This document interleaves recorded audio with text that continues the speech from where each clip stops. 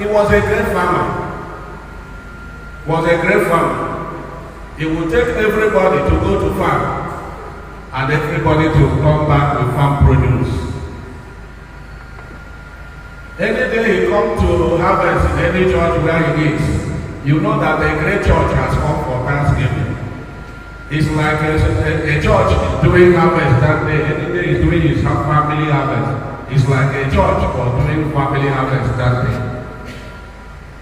So he's a man that was known by many for his great sacrifice, very resilient in all that he did. He put all his efforts.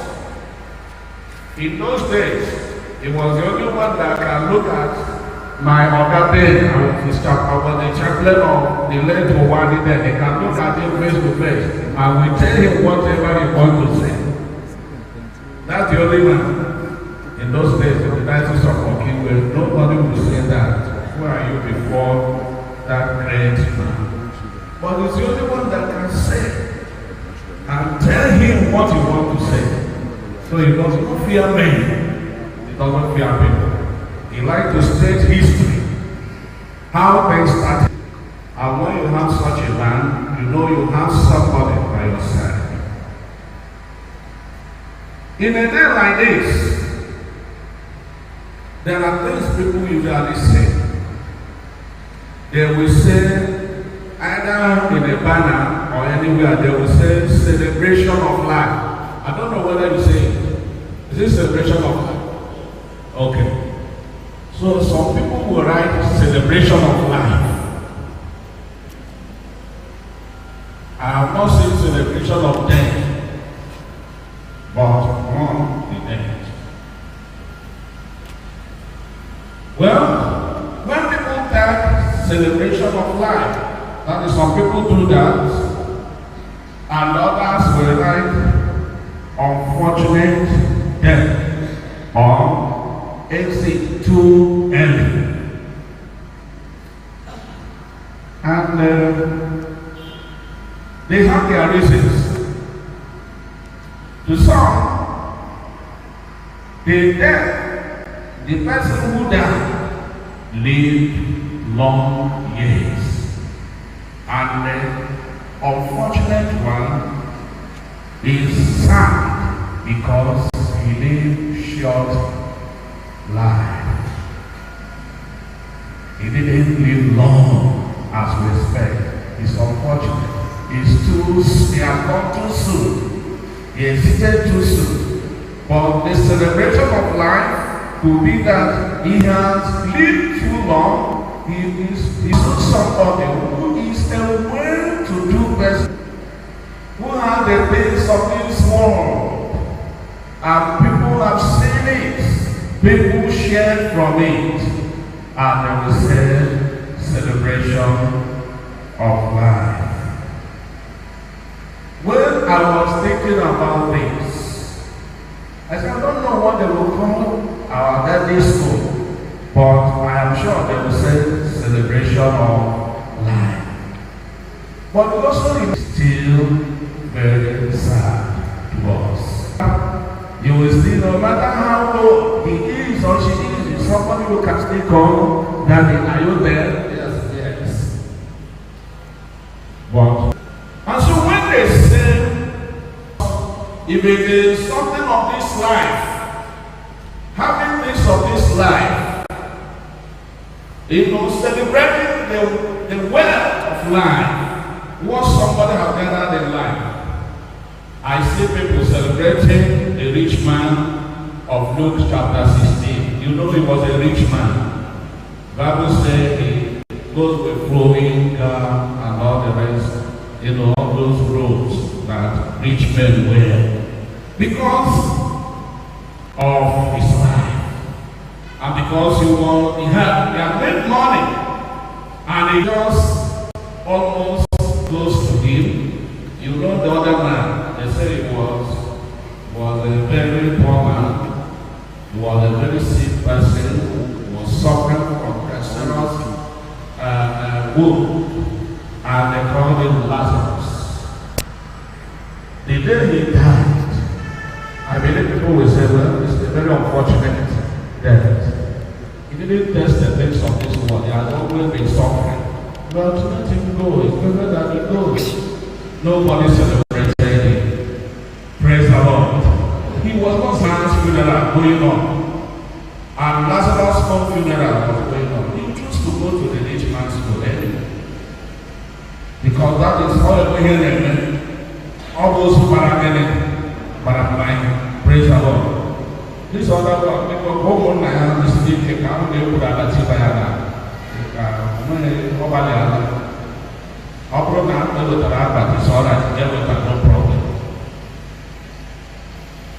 So it was unfortunate. It was a very poor man. However, to you who is seated here now, and I want to ask, what opinion will you have? Other this side or the other side? What will you describe his death as the death of celebration of life? And who will you describe his death as unfortunate death? I don't think even the man was silent about it. The one who celebrated his life while he was here, going in gold and all those wonders, and recorded chapter 16 from verse 19, you will see when he died. And those who were celebrating him was passing through. He had gone down. If you know I'm going to not be celebrating me, he died. It was last one that died first. They rejected that died first. The poor man. We didn't know how long both of them lived. Whether they lived long years or short years. We were only told how they lived their life while they were here. There was celebration in heaven. Celebration of life. Praise the Lord. There was celebration. Why this other man died? They were busy making food, but they kind of casted them to bury him. Lazarus was put somewhere. That's not what it said. It was the next who came and he held his hands and led him to paradise. Praise the Lord. It was it was the elders who celebrated that they said he's coming home. While they were coming here, there was celebration in heaven. The saint of God was coming home. Not actually because he was poor, no. Because he didn't have money, no. The other man, not because he had too much money, a Western life where he was here on earth. He may have gone to church. If we are today, in one of the double nights, if you are let night with the almost wherever he have gone, but those things became useless when he died. When he died. So it didn't actually how long or how well or how poor you were. It is how well you have lived while here. He has to put ends. Even if he wasn't a millionaire, from what we saw, he has 3 millionaires. Isn't it? 3 men who are wearing this size. But he was a content man. What he had was enough for him. He wasn't going begging for people to help him, feed him, train my children for me, do this and do that. He wasn't doing that. What he had was fine for him, and he used it well. And so, I strongly believe that our enemy has got to be with us alone. So if it comes to the celebration of life, we will not be mistaken. We are saying what we know is right. It is not good to get here, but then our head the Muslim is our head. Let us not misplace our priorities. What God is looking at first is not yes. What is looking at is not how important we are before many, but how you live the short life He has given you here. After all, what is 110 to eternity? And if you are a mathematician, eternity minus 110, how many remain? Eternity still, nothing is taken from you. After all, there was one man, his story was recorded in Genesis 5:4, called Enoch. The Bible says Enoch walked with God, and he was no more because God had taken him. He lived like righteous man. His ethic was so precious in the sight of God. His going out was so precious in the sight of God because he walked with God, because he lived the life God wanted him to live. There are a lot of us, whether in the church or elsewhere, we live our life as if we are the giver of life. It doesn't mean anything to us. We never know death is coming and does not give notice. Who will believe that a man in Basilica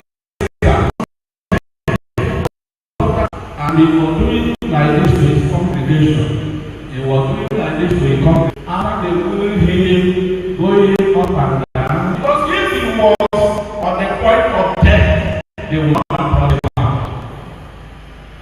And after that, by tomorrow morning, by 7:30, 7:45, then we are told he had passed away. So death does not give you notice. It's not how long you have suffered. It's not how your suffering is seen. It can be now, it can be tomorrow. It doesn't also mean because you have one kind of permanent illness or the other. How you living today and how you're living today determines eternity. As you buy, it's so good. I'm open killing and brother, I'm open killing this and say, when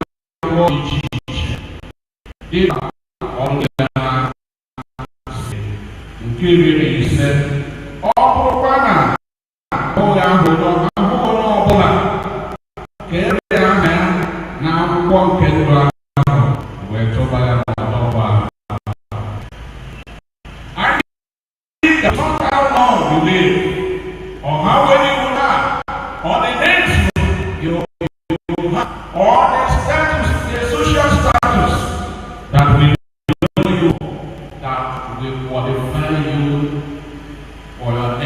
eating